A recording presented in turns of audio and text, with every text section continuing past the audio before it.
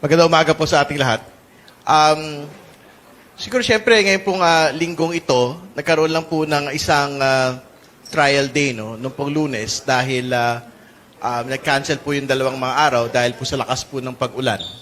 Pero siyempre, pagbalik po natin sa Lunes, baring po yung malakas muling pag-ulan, ay magtutuloy po yung presentation ng evidence, no?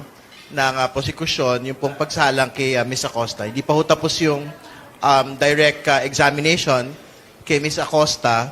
Magtutuloy po ito sa Lunes and then cross-examination at mga tanong po ng mga senator judges. Pero very important ho yung paglalatag ng ebidensya ngayong linggo pong ito.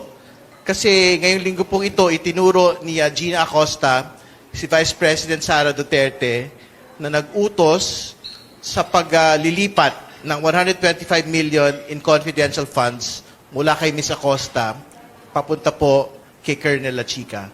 So, sa totoo lang, katulad ng binabanggit po natin nung nakaraan, sapat-sapat na yung pong testimonya na yon para ipakita ang maling paggamit ng confidential funds ng Vice President, ni Ms. Acosta at ng iba pang accountable officers ng Office of the Vice President. No?